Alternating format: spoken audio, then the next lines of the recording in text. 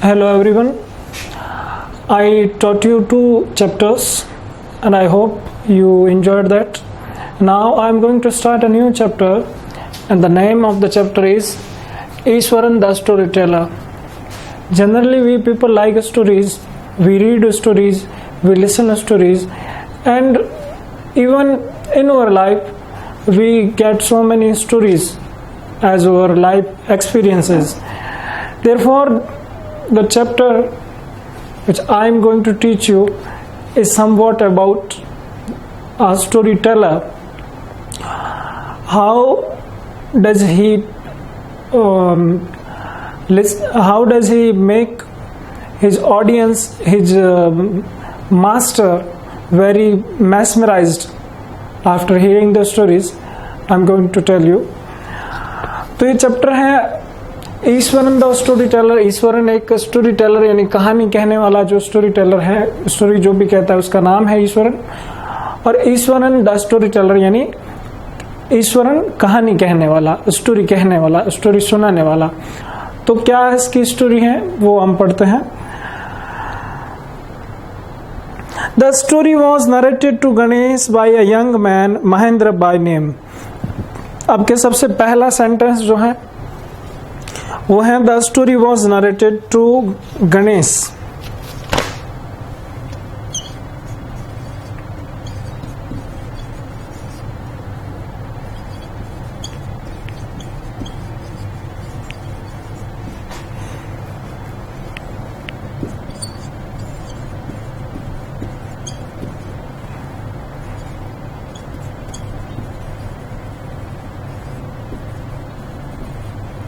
पहला सेंटेंस जो है जिसके अंदर द स्टोरी जो है इसको बनाया है सब्जेक्ट और उसके बाद में है वॉज हेल्पिंग वर्ब और फिर है नरेटेड वर्ब की थर्ड फॉर्म. उसके बाद में आपके हैं बाय यंग मैन जो कि हो गया इसका ऑब्जेक्ट जो कि बनाया हुआ है, इसको डोर कह सकते हो आप. तो ये सेंटेंस है पैसिव वॉइस का, पूरा सेंटेंस है पैसिव वॉइस का. पास्ट सिंपल की पैसिव वॉइस है.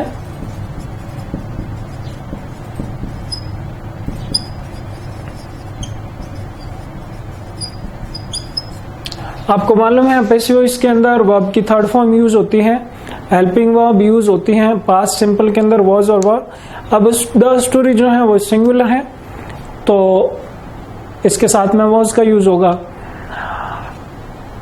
सेंटेंस है the story was narrated to Ganesh by a young man Mahendra by name. ये स्टोरी गणेश को नरेट की गई है. गणेश को ये स्टोरी सुनाई है. किसने सुनाई है? एक यंग मैन ने जिसका नाम है Mahendra. He was a junior supervisor in a firm which offered on hire supervisors at various types of construction sites, factories, bridges, dams and so on. वो एक फैक्ट्री के अंदर सुपरवाइजर हैं और पर्टिकुलरली सुपरवाइजर आप समझते हो कि किसी भी काम के अंदर उसकी जो विजिलेंस यानी उसकी देखभाल करना, उसका ध्यान रखना, उस पर विजन रखना, उसको कहते हैं सुपरवाइजर. तो सुपरवाइजर का काम करता है अलग अलग फैक्ट्रीज के अंदर एक ही कंपनी की जो उसका हेड ऑफिस है जैसे जैसे उसके डायरेक्शन देता है उस तरीके से उसको काम करना पड़ता है. जिसमें क्या क्या इंक्लूडेड है? डैम्स हैं और ब्रिजेस हैं, पुल हैं, फैक्ट्रीज हैं. और Mahendra's job was to keep an eye on the activities at the work site. He had to keep moving from place to place every now and then as ordered by his head office. अब ये कह रहे हैं कि महेंद्र जो है वो अपनी फैक्ट्री के अंदर जहां जहां उसको जो जो काम दिया जाता था हेड ऑफिस के द्वारा उस काम को वो पर्टिकुलरली फॉलो करता था. उसका काम क्या होता था कि फैक्ट्री के अंदर है, डैम्स के अंदर है और जो भी ब्रिजेस हैं, यानी हेड ऑफिस का क्या काम है, उस कंपनी का पर्टिकुलर कौन सा काम चल रहा है उस पे ध्यान रखने का काम होता था महेंद्र का. और उसको कई बार अपनी जगह जो है उसको ट्रांसफर कर दिया जाता था तो उसको जगह भी बार बार चेंज करनी पड़ती थी. यहाँ तक की स्टोरी का मतलब क्या हुआ कि महेंद्र नाम का एक आदमी है जो एक स्टोरी सुना रहा है गणेश को, और उसके अंदर वो कह रहा है कि महेंद्र जो है वो खुद एक सुपरवाइजर है और उसको अलग अलग काम करने पड़ते हैं। जैसा जैसा उसकी हेड ऑफिस उसको काम देती है, जैसा जैसा उसको काम करने को बोला जाता है, वो अपने हेड ऑफिस का इंस्ट्रक्शन फॉलो करता है। फैक्ट्रीज में, डैम्स में और ब्रिजेस में उसको जहां जहां जाना पड़ता है कंपनी के कहने के अनुसार, जो जो कंपनी कहती है उसको वो फॉलो करना पड़ता है। और उसका बेसिकली काम क्या होता है, he had to keep moving from place to place every now and then as ordered by his head office. और उसको बार बार अपनी जगह चेंज करनी पड़ती है, जैसे जैसे कंपनी का ऑर्डर आता जाता है, जैसे जैसे कंपनी उसको आदेश देती है वैसे वैसे उसको अपनी जगह चेंज करनी पड़ती है। इसमें भी एक जो सेंटेंस है वो है had to, he had to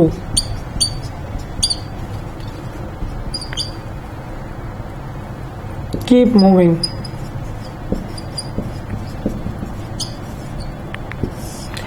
had to है, इसको करते हैं मार्जिनल मॉडल ऑक्सिलरी।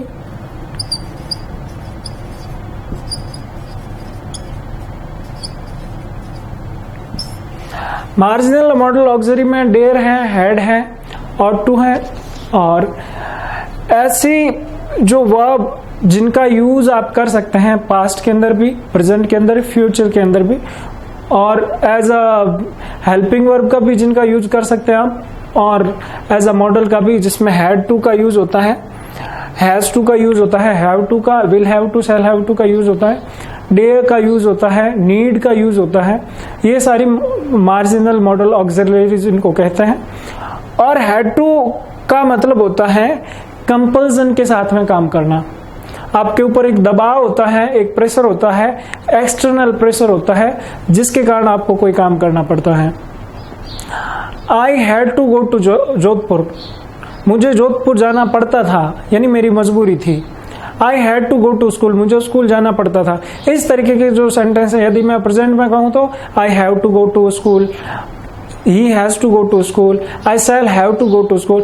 इस तरीके से जो सेंटेंसेस हैं जिसके अंदर एक कंपल्सन होता है एक्सटर्नल, तो उसमें हैड टू का यूज किया जाता है। यानी बाहरी दबाव के कारण, बाहरी प्रेशर के कारण, एक्सटर्नल प्रेशर के कारण आपको जो भी काम करना पड़ता है उसके लिए हैड टू का यूज होता है। तो ये एक्सटर्नल प्रेशर कंपल्सन किसके ऊपर था? महेंद्र के ऊपर। उनको एक्सटर्नल प्रेशर देता कौन था?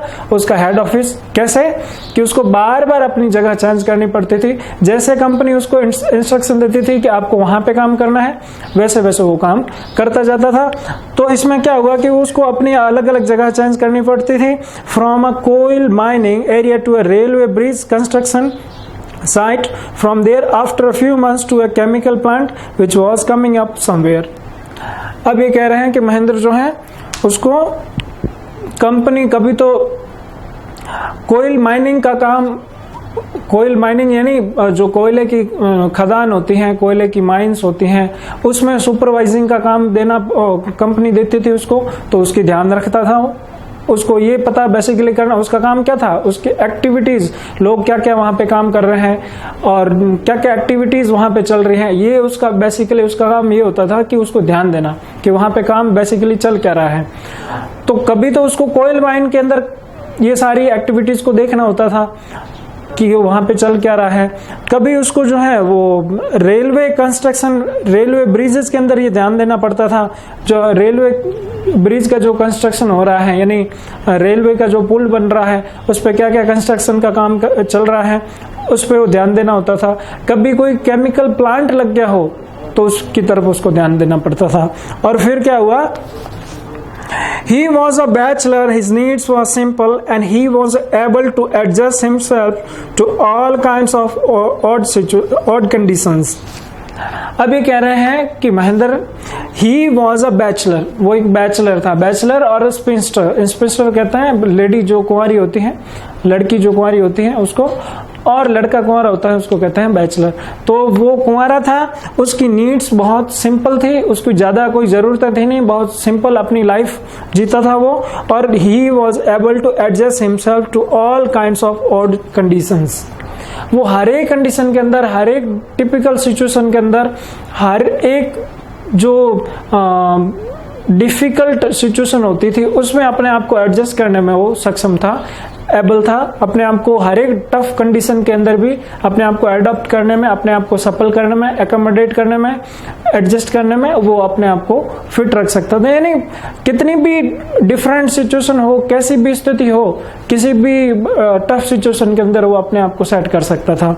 और फिर whether it was an ill-equipped circuit house or a makeshift canvas tent in the middle of a stone quarry, but one asset he had was his cook, Eswaran.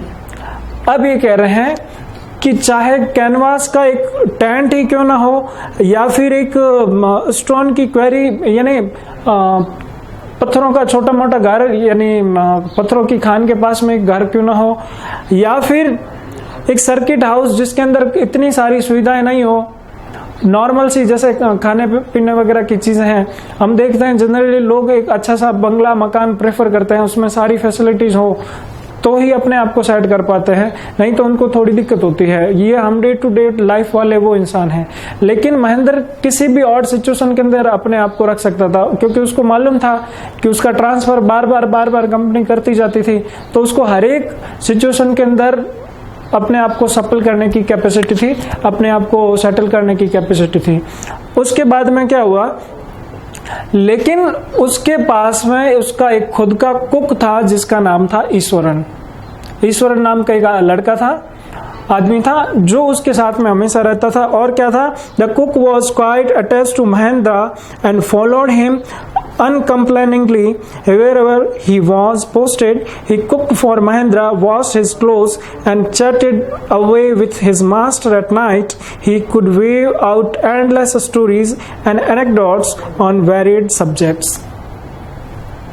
अब ये कह रहे हैं कि ईश्वरन जो लड़का था या ईश्वरन उसका जो कुक था वो क्या था, वो बहुत ज्यादा अटैच था महेंद्र से, क्योंकि महेंद्र उस कुक को अपने पास में हमेशा रखता था, उसके लिए महेंद्र के लिए वो खाना बनाता था। और क्या करता था वो, एंड फॉलोड हिम अनकंप्लेनिंगली, कभी उसको कोई शिकायत नहीं हुई महेंद्र से। जहां जहां महेंद्र का ट्रांसफर हुआ वहां वहां ईश्वरन उसके साथ में था। और क्या करता था वो, wherever he was posted he cooked for Mahendra, washed his clothes and chatted away with his master at night.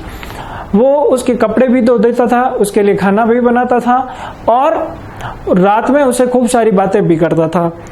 He could weave out endless stories and anecdotes on varied subjects, और वो कई सारी टॉपिक के ऊपर, कई सारे छोटी छोटी बातों के ऊपर वो बड़ी बड़ी लंबी कहानियां बना लेता था। यानी उसको कहानी कहने का बड़ा शौक था, इसलिए वो अपने किस्से सुनाना हो, बड़ी बड़ी स्टोरीज वो फट से तैयार कर लेता था। व्यू कहते हैं वैसे तो बुनने को, पर यहाँ पे व्यू का मतलब है कि वो एंडलेस स्टोरीज बना लेता था, खूब सारी अच्छी अच्छी कहानियां बना लेता था, तो अपने मन से बनाता था कहानियां और फिर महेंद्र को सुनाता था। Eswaran also had an amazing capacity to produce vegetables and cooking ingredients seemingly out of nowhere in the middle of a desolate landscape with no shops visible for miles around. He would miraculously conjure up the most delicious dishes made with fresh vegetables within an hour of arriving at the zinc sheet shelter at the new workplace. अब ये कह रहे हैं कि ईश्वरन जो है उसके पास में बड़ी अच्छी क्वालिटी थी कि वो सब्जियां प्रोड्यूस कर देता था, मतलब कैसे भी सब्जियां। अब कहा उसको राइटर को ये जो नरेटर है महेंद्र है उसको मालूम भी नहीं पड़ता था, लेकिन वो फटाफट से सब्जियां तैयार करके, उसके पास में एक क्वालिटी थी। कहने का मतलब ये है कि ईश्वरन कभी ये कंप्लेन नहीं करता था कि ये सब्जी नहीं है, ये सामान नहीं है। वो कैसे तैयार करता था उसको खुद को भी मालूम नहीं है महेंद्र को, लेकिन वो फटाफट से सब्जियां वगैरह तैयार कर लेता था, फटाफट से खाना बना देता था। और जबकि उसको लगता था कि पास में ना तो कोई शॉप है, ना ही कोई मार्केट है, ना ही कोई दूर दूर तक कोई भी चीज दिखाई नहीं दे रही है, लेकिन फिर भी वो सब्जियां वगैरह कैसे बनाता था, कैसे लेके आता था, ये उसको मालूम नहीं है महेंद्र को। और He would miraculously conjure up the most delicious dishes made with fresh vegetables within an hour of arriving at the Jing Seat shelter at the new workplace. जहाँ कहीं भी नई जगह होती थी, जहाँ कहीं नई जगह महेंद्र का ट्रांसफर होके वहां पे उसको पोस्ट किया जाता था, उसके साथ में उसका कुक भी होता था, और वो 1 घंटे के अंदर घर पे पहुंचते ही 1 घंटे के अंदर खूब सारी अच्छी अच्छी सब्जियां उसके लिए, महेंद्र के लिए बना देता था, खाने के लिए बना देता था, और अच्छी अच्छी सब्जियों से डिशेज भी तैयार कर देता था, खूब सारी वैरायटीज वाले डिशेज वो तैयार कर देता था। और फिर Mahendra would be up early in the morning and leave for work after breakfast, carrying some prepared food with him. Meanwhile, Ishwaran would tidy up the shed, wash the clothes, and have a leisurely bath, pouring several buckets of water over his head, muttering a prayer all the while. It would be lunchtime by then. After eating, he would read for a while before dozing off. The book was usually some popular Tamil thriller running to hundreds of pages. Its imaginative descriptions and narrative flourishes would hold Ishwaran in thrall. अब ये आगे क्या कह रहे हैं? Mahendra would be up early in the morning and leave for work after breakfast. Mahendra सुबह जल्दी उठ जाता था, फटाफट से नाश्ता करने के बाद में carrying some prepared food with him, फटाफट से महेंद्र नाश्ता कर लेता था सुबह उठ के, और साथ में काम पे जाने के लिए कुछ अपने साथ में खाना लेके भी, जो तैयार खाना होता था वो लेके भी जाता था। Meanwhile, Ishwaran would tidy up the shed, wash the clothes, and have a leisurely bath, pouring several buckets of water over his head. और ईश्वरन क्या करता था? ईश्वरन उसके लिए खाना वगैरह तैयार करने के बाद में वो भी उठ जाता था, तो खाना वगैरह तैयार करके फिर महेंद्र के जाने के बाद में सबसे पहले तो टेंट को धोता था, टेंट को अच्छे से साफ करता था, फिर कपड़े धोता था और आराम से नहाता था। वो pouring several buckets of water over his head, अपने सिर पे खूब सारी बाल्टियां पानी की उड़ेलता था, वो खूब सारे पानी से वो नहाता था। और muttering the prayer all the while, it would be lunch time by then, और एक प्रेयर वो करता जाता था साथ में, यानी खूब सारी बाल्टियों से वो पानी से वो नहा रहा है, नहाने के साथ ही साथ में वो प्रेयर भी बोल रहा है, और इतने में नहा वगैरह के रेडी होके, कपड़े धो के, टेंट को साफ करके, इतने सारा टाइम जब हो जाता था तो लंच टाइम उसका हो जाता था। और फिर after eating he would read for a while before dosing of, और उसके बाद में वो खाना खाता था, और दोपहर की नींद लेने से पहले वो कुछ एक किताबें जरूर पढ़ता था। The book was usually some popular Tamil thriller running to hundreds of pages, और जनरली उसकी जो किताब होती थी, जो भी वो किताब पढ़ता था, वो तमिल का कोई थ्रिलर होती थी।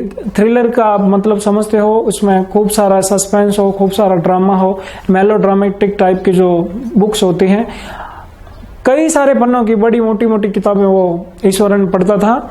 और फिर its imaginative descriptions and narrative flourishes would hold Ishwaran in thrall, और इसके कारण ईश्वरन को उसकी साथ ही साथ में जैसे जैसे वो बुक पढ़ता था, जैसे जैसे वो थ्रिलर पढ़ता था, खुद वैसा ही इमेजिन करता था, और उसका इम्पैक्ट, उसका इन्फ्लुएंस उसके ऊपर खूब पड़ता था। यहाँ तक की स्टोरी के अंदर हमने क्या पढ़ा कि महेंद्र नाम का एक आदमी है जो गणेश को एक नरेट कर रहा है स्टोरी। महेंद्र अलग अलग का एक सुपरवाइजर है कंपनी में, अलग अलग जगह पे वो जाता है, जब जब जहां जहां उसका ट्रांसफर होता है, हेड ऑफिस जहां जहां उसको बोलता है वहां वहां उसको जाना पड़ता है। कभी उसको फैक्ट्री में जाना पड़ता है सुपरवाइजिंग, यानी ध्यान रखने के लिए क्या क्या एक्टिविटीज वहां पे चल रही है। कभी उसको डैम्स कि यानी बांध वगैरह जो होते हैं उसकी ध्यान रखने के लिए जाना पड़ता है। कभी उसको केमिकल का कोई प्लांट लग जाता था तो उसको जाना पड़ता था। अलग अलग जगहों पे महेंद्र का ट्रांसफर जैसे जैसे होता था उसको जाना पड़ता था। और उसके साथ में एक और रसोइया था जिसका नाम था ईश्वरन। अब महेंद्र की शादी हुई नहीं थी, इसलिए वो कुक उसके साथ में जिसका नाम ईश्वरन था वो हमेशा उसके साथ में रहता था। महेंद्र की सिंपल लिविंग थी, ज्यादा उसकी कोई डिमांड्स थी नहीं, इसलिए अपने आप को आरएस सिचुएशन के अंदर एडजस्ट कर लेता था। ईश्वरन भी उसके साथ में अपने जो मास्टर हैं उसकी कंडीशन के अकॉर्डिंग एडजस्ट कर लेता था। लेकिन इसको ईश्वरन की जो खास क्वालिटीज थी, पहली बात तो ये कि जहां कहीं पे भी उसका मास्टर महेंद्र पहुंचता था उसके साथ में होता था, फटाफट से उसके लिए खाना तैयार करना और अच्छी अच्छी डिशेज। अब राइटर कह रहे हैं, महेंद्र कह रहे हैं कि कहीं आसपास में कोई सब्जी नहीं दिखाई देती थी, कोई दूर दूर तक दुकानें भी नहीं दिखाई देती थी, लेकिन उसके बाद में भी ईश्वरन बहुत अच्छा खाना उसके लिए बना देता था, अलग अलग वेजिटेबल्स की डिशेस बना देता था। और साथ ही साथ में वो अपने मास्टर से ईश्वरन इतना ज्यादा अटैच था, महेंद्र से इतना ज्यादा अटैच था कि रात को उसको खूब सारी कहानियां भी सुनाता था, उसके हर एक बिना किसी कंप्लेन के हमेशा उसके साथ में रहता था। और सुबह उठने के बाद में महेंद्र जब उठ जाता था तो उसको नाश्ता करवा के टिफिन देके उसको रवाना करता था, फिर खुद नहाने के लिए खूब सारा पानी यूज करता था, वो कपड़े धोता था, टेंट साफ करने के बाद में नहाता था, खूब सारा पानी यूज करता था, वो प्रेयर साथ ही साथ में करता जाता था नहाते टाइम। और दोपहर को जब उसके खाने का टाइम हो जाता था तो वो खाना खा के फिर पढ़ने बैठ जाता था। और पढ़ता जनरली वो तमिल थ्रिलर था। तमिल थ्रिलर का जो उसके ऊपर इतना इम्पैक्ट पड़ा कि खुद भी साथ ही साथ में इमेजिन करना शुरू कर देता था। तो ये है अपनी स्टोरी यहाँ तक की। कल इस स्टोरी को और ज्यादा आगे डिस्कस करेंगे, इसमें किस तरीके का कैरेक्टर है ईश्वरन और उसकी बेसिकली क्या स्टोरी है उसको डिस्कस करेंगे। Thank you.